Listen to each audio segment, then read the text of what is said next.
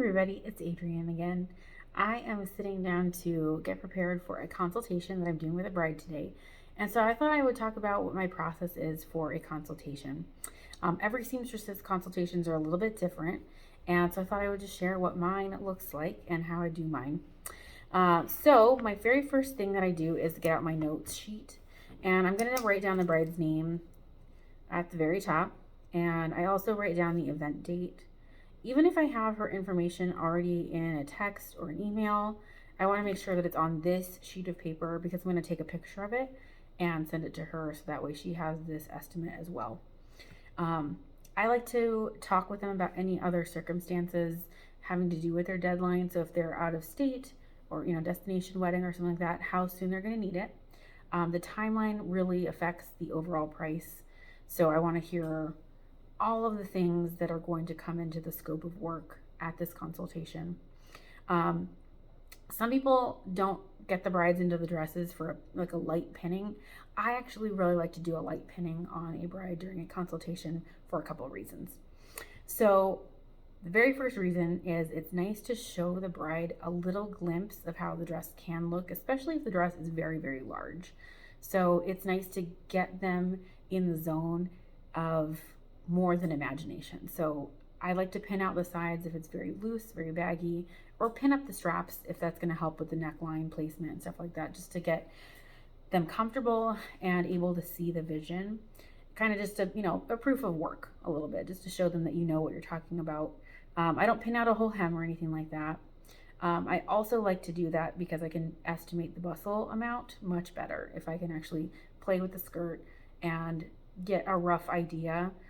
Sometimes if I really get a good pinning on it, I've done a little too much work, but it's nice to get an idea for how many bustle points, especially if it's a very complicated skirt.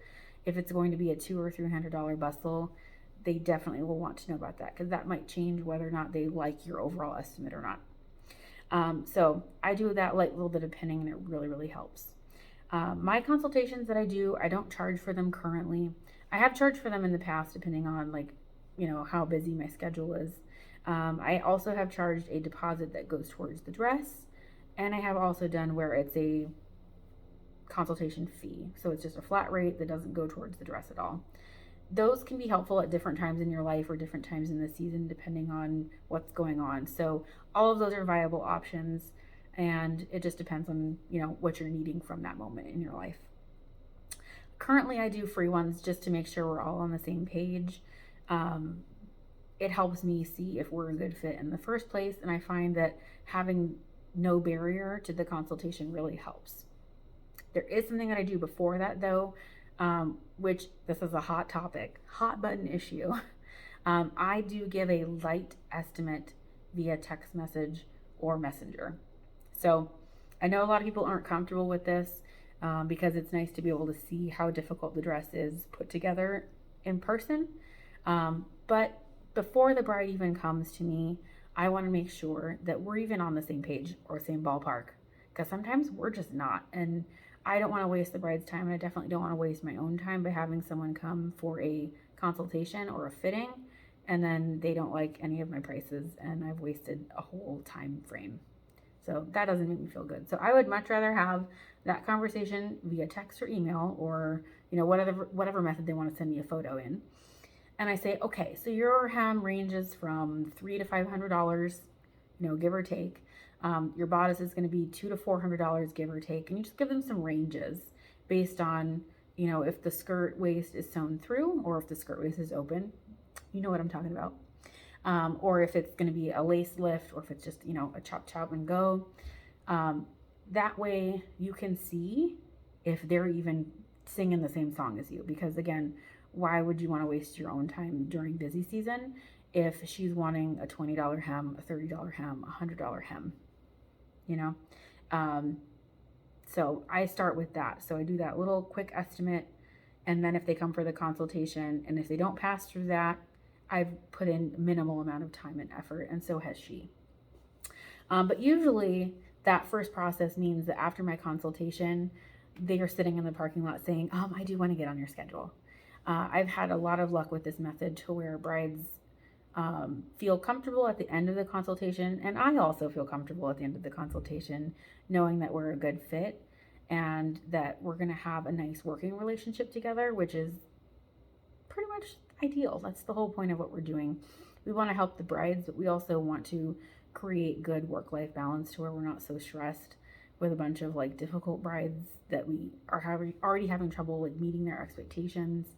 I have had a couple of brides where I can give them some referrals if they still want to like check out other places, and I love when they do that too, because it's really helpful to know what like local prices are and different skill-setted seamstresses charge, so they can feel like they have more of an apples to apples comparison. But with seamstresses skill sets, timelines, talents, I mean, there's really not a way to apples compare us, you know, from our perspective, because we are all so different. But from what a bride knows, we are all the same. They think we are all the same ability, same everything, because we're all seamstresses. So that kind of gives them a chance to do their due diligence, and they feel good about having done some price shopping. So I have my pins ready, so I can do a light little bit of pinning. This dress that I'm going to be looking at probably needs the straps shortened. We're going to talk about the hem. I'm mostly interested to see the construction style on the bodice, because it's not one that I have worked on before. So I'm going to definitely like hands-on, I'm going to check it out and see if it's flippable or if it's not flippable, and just kind of check the overall quality and structure of it to see what level of complication it is. She's already agreed to the range that I'm in, which is really awesome, so that I know kind of what we're going to be looking at all together. And then I will write everything out, just kind of itemize it like I would during an actual fitting. And sometimes the brides will want to roll the consultation into a fitting. So if the conversation goes really well the entire time and you've pinned a few things out, you could use that as phase one of an actual fitting and have them come back the next time to pin out the hem and the bustles to perfection. But you could start like the take-in on the top and the straps. So you can roll it into a fitting time and actually take a deposit at that moment, which is really fun. So by having those items already priced and estimated on, she could make a financial decision that day to go ahead and get started, which is always really exciting, because it feels like a double dip. You know, it feels like you're using your time extra smart because you've already gotten maybe 2 or 3 items that you can tackle. So like if you can get the straps up, cups inserted, and the sides in, you know, you're halfway done basically, which is super cool. So I feel like that is always exciting when they like the process so much. They're like, can we just, let's just do it, you know? That always feels nice. So I'm really excited for this one, and I hope it's going to be great. The dress is beautiful, and this bride seems super sweet. So I hope you guys have a lot of fun doing your own consultations. In-person consultations are definitely super beneficial. I'm making up words now.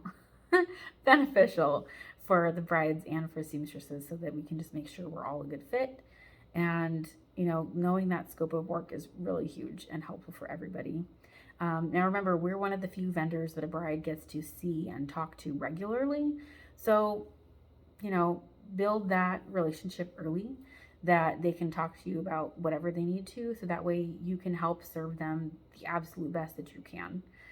It's really nice to get to know people during this time and just get personal, you know, just do all the same things you would do at a fitting, but start the process sooner. You know, ask them about their colors and ask them about, you know, how they met their fiance and all that good stuff, and just start building that rapport instantly. It's really, really helpful to see how you guys vibe, because you might not want that bride for yourself either, and she might not like you, and you'll be able to figure that out in this shorter amount of time than a whole fitting's worth of time, if that makes sense. So, well, I hope you guys have a great day or night wherever you are, and I will see you in my next video.